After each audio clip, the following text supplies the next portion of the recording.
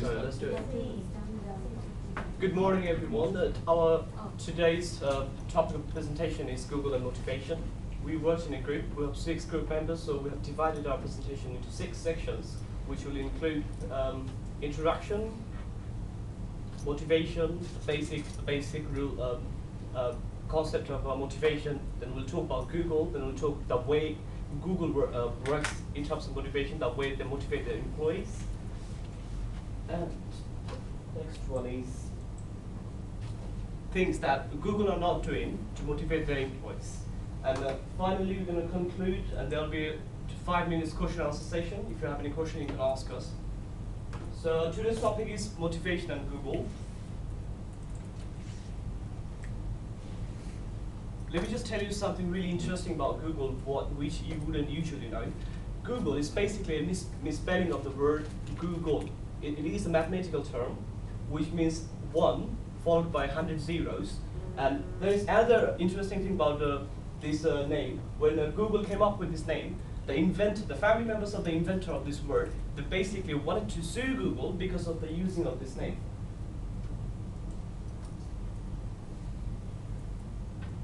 You'd be interested in doing one more thing. Basically, in 2009, Google employed 200 goats to do their job. You ask me why? I'll tell you why.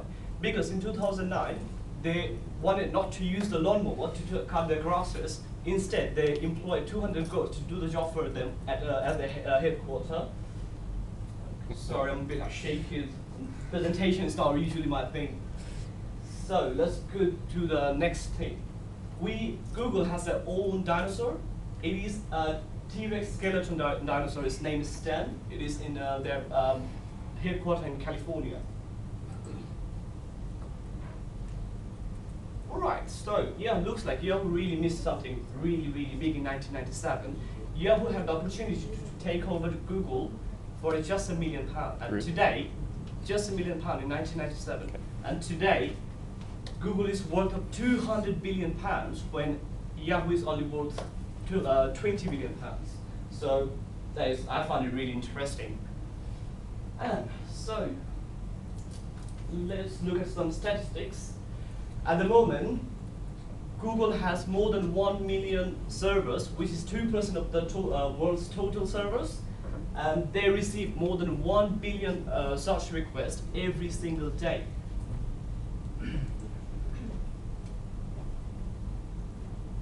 Where is it going? Okay, that's good. Let me begin with the introduction of my team. So first of all, we came up with a name.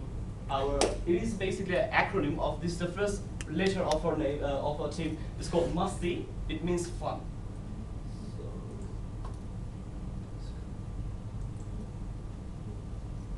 Who came up with that? Somebody take responsibility. Okay, fine. Hamad. I give all the credit to Hamad. Nasty. That would be me. Okay.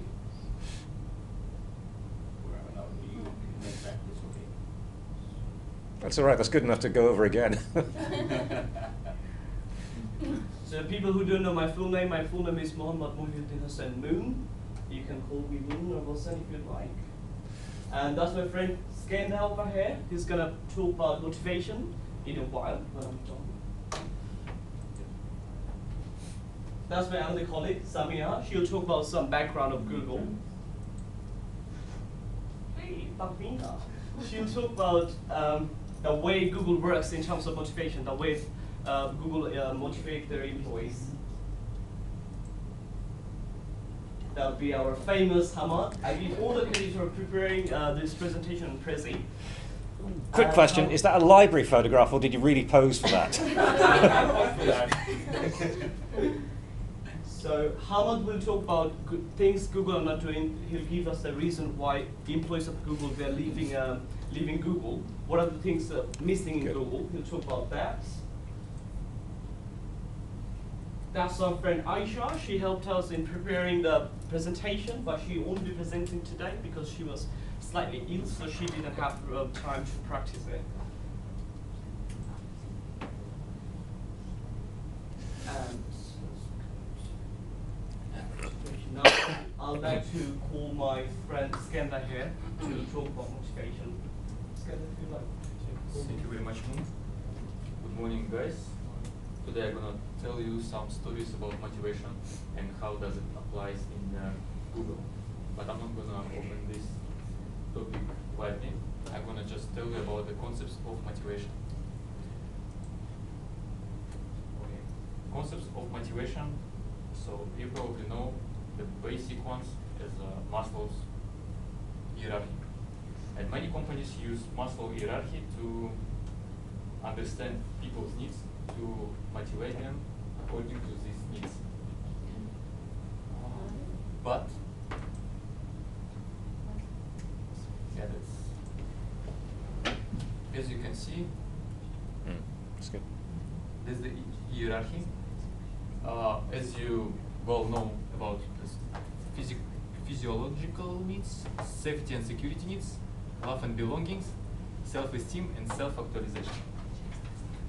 All these levels, they usually used to motivate people on easy tasks, probably on ordinary tasks. And it's very useful for companies to use this hierarchy. But currently, companies face problems according to motivation of talented people. Because talented people are not motivated very well according to this hierarchy. And many companies understand that if you give more money, the productivity of creative job become less. And many companies understand this, and it's a big problem for them. Okay, as you can see, these three levels, which are basic needs, what people really need, and then I want you to see at this level, self-esteem. Once people have these three levels of basic needs, they become on the level of self-esteem. Self-esteem level is when people want to be respected. It's a very important stage because on this level people doesn't need money. And all creative people, they become on this stage and they want to be respected. And they want to be truly respected. I mean, under truly respected, I mean people should understand that employer really respects them, not just giving the money. Because if you're on this stage, you don't really need money, you need respect. So that's why many people who are supposed to do creative job, they understand that they're exploited and they don't want to be exploited because of the money. They want to see that company gives really respect to them.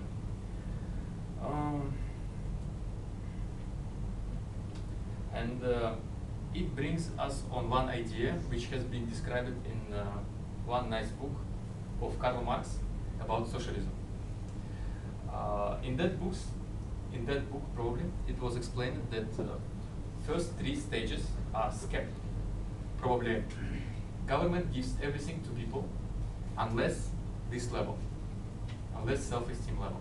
And then only on this level, people understand who respect them and who doesn't respect them. Because money are not everything. And it brings me on another idea, which tells me that founder of Google was one guy who was from Soviet Union, and he was well known about, he was, and I know that in the Soviet Union, people really like Karl Marx and his ideas. That's why he tried to apply these ideas in his company.